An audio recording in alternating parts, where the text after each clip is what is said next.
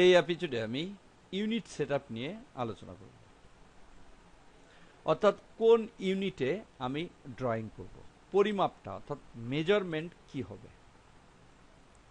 মেজারমেন্টটা হতে পারে ইঞ্চি, হতে পারে ফিট, হতে পারে মিটার, অর্থাৎ কোন ইউনিটে আমি ড্রয়িং করব সেই ইউনিটটা নির্বাচন করে নিতে হবে। এখানে একটা অবজেক্ট দেখতে পাচ্ছি, এর নিচে যে ড্রয়িংটা দেখতে পাচ্ছি এটা অবশ্যই একটা ইউনিটে তৈরি করা হয়েছে, কারণ আমি যখন অবজেক্ট তৈরি করেছি তখন যে পরিমাপ সেটা দিয়েই আমি তৈরি করেছি।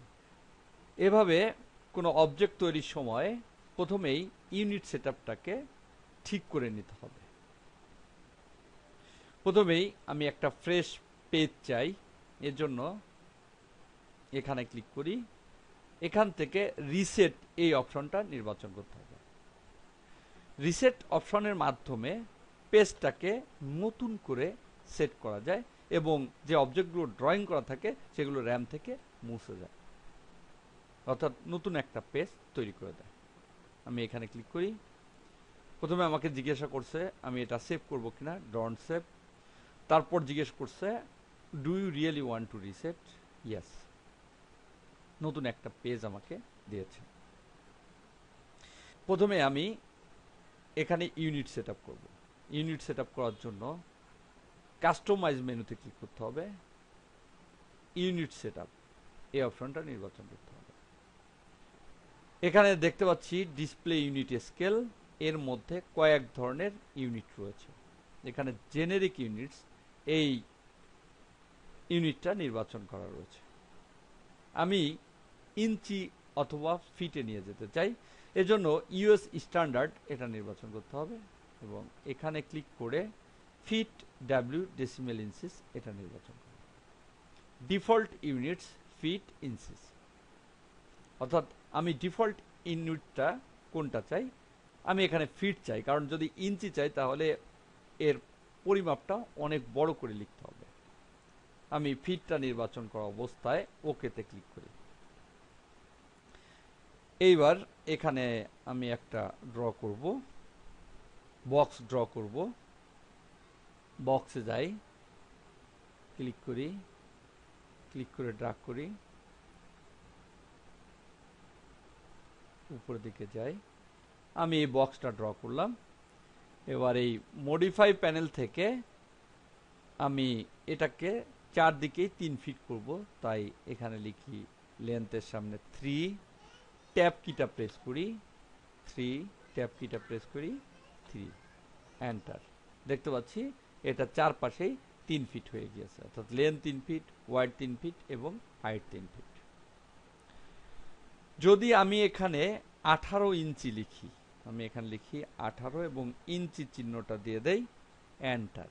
দেখতে পাচ্ছি সে অটোমেটিক্যালি এটা ফিটে রূপান্তর করে ফেলেছে, অর্থাৎ 1.5 ফিট করে দিয়েছে। 18 ইঞ্চি সমান 1.5 ফিট, তাই 1.5 ফিট করে দিয়েছে।